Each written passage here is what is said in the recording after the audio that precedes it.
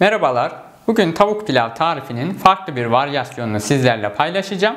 Bu tarifte tavuk ve pilav tek tavada piştiği için hem az bulaşık çıkarıyor hem de kullandığınız ürünler lezzeti birbirini tamamladığından dolayı daha da güzel oluyor. Hadi başlayalım.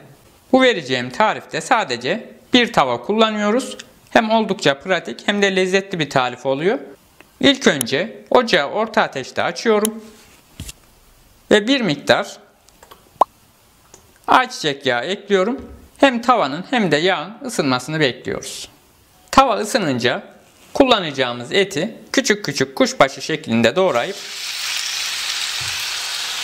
tavaya ekliyorum. Ve dış kısmı mühürlenene kadar birkaç dakika boyunca çevirerek pişiriyoruz. Ben tavuk göğsü kullandım. But veya kırmızı et ile de bu tarifi uygulayabilirsiniz. Tavuklar pişerken kullanacağınız kadar pirinci suda bekletmeniz gerekiyor. Ben bir su bardağından yaklaşık bir parmak kadar eksik pirinç kullanıyorum.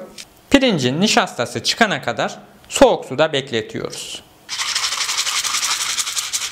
Tavuğun her tarafı mühürlenince yemeklik doğradığım soğanları tavuğun içine ekliyorum. Ve soğanlarla da birkaç dakika boyunca tavukları çeviriyoruz. Soğanlar da tamamen yumuşayınca küçük küçük doğradığım yeşil ve kırmızı biberleri ekliyorum. Biberler yumuşayana kadar tekrar tavada soteleyerek pişiriyoruz.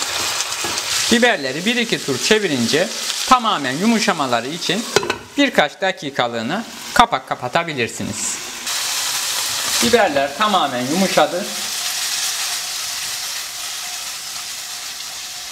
Tavuklar da hafifçe kızardıktan sonra yemeğin görüntüsünü güzelleştirmek adına 1 yemek kaşığı arpa şehriye ekleyeceğim. Ve arpa şehriye ile birlikte tavanın kapağı açık bir şekilde birkaç dakika soteleyeceğim. Arpa şehriye kullanmak zorunda değilsiniz. Arpa şehriye tamamen tercihe kalmış. Arpa şehriyeler kavrulurken siz de sıcak suyunuzu hazırlayabilirsiniz. Bir kettle'da veya çaydanlıkta cezveyle nasıl kolayınıza gelirse ısıtın. Arpa şehriye ile birlikte 1 su bardağı pirinç kullanmıştım. 1,5 bardak da sıcak su ekliyorum. Ve şimdi de iyice yıkadığım pirinçleri tavukların üzerine ekliyorum. Ve pirinçleri de yaklaşık 2 dakika tavada kavuruyorum. Pirinçler birkaç dakika kavrulduktan sonra baharatlama kısmına geçiyorum. Ben sadece tuz ve karabiber kullanacağım. Biraz karabiber ve biraz da tuz ekleyerek kenarda ısıtmış olduğum sıcak suyu hem tavukların hem de pirinçlerin üzerine döküyorum.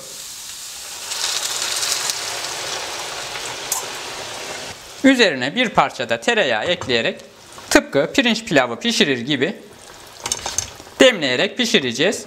Kısık ve orta ateş arasında kapağını kapatarak demleme yöntemiyle pişiriyoruz. Pirinçler tüm suyunu çekene kadar piştikten sonra kapağını açıyorum ve şöyle bir kez kontrol ediyorum.